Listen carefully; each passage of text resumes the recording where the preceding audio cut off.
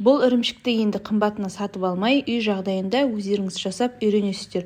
Бар жоғы керегі 1 литр сүт пен 1 килограмм ірімшік. Видеоны толық соңына дейін қарап шығып, сіз де үйден жасап көріңіз.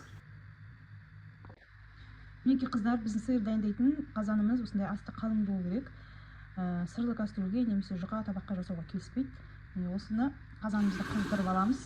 Содан кейін 1 литр цельный сүтті қаймаға алынбаған, яғни осылай құямыз. Сосын бұл қайнайын деп жатқан кезде, пісірмейміз, қайнайын деп жатқан кезде жаңағы 1 келі творогты салып жіберіп араластырамыз.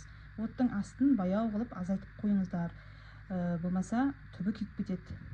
Деген ысып қайнайын деп жатыр. Дәл осы кезде 1 килограмм ірімшікті салып жібереміз. Көк суы шығу керек. Өстіп жайлап араластырасыздар.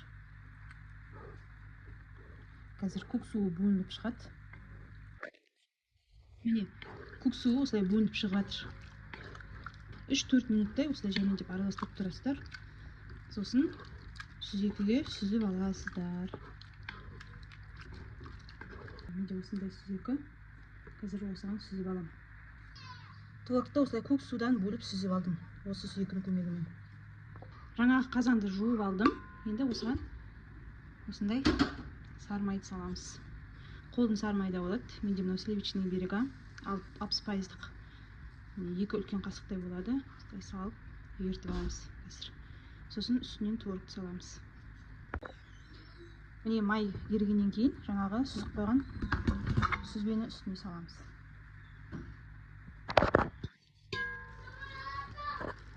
Жұмыртқаның 2 сарысын сразу үстіне салып жіберіңіздер. Сосын жақсылап араластырамыз. Шамалы ергеннен кейін 1 шай қасық соды, сосын 1 шай қасық тұзды салып тағы да араластырамыз. Қолдың жұмыртқасы осындай әдемі түсіп беріп тұр, сап-сары болып.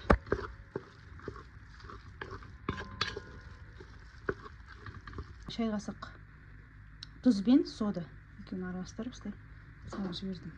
Енді жақсылап араластыру керек.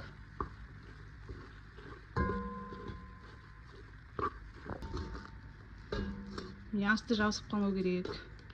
Араластырып тұру керек.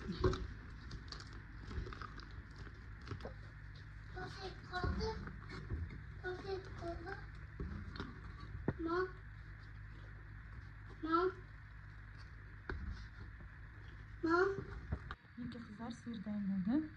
1 литр сүт пен 1 килограмм творогтан 800 грамм осындай күшті сиыр шықты. Қазір кесіп көрсетемін. Кескенде ортасы сүте сап-сары күшті әдемі болып шықты. Бұны пиццаға да, түрлі сиырмен дайындалатын салаттарға қосуға болады. Қазір кесіп көрсетемін.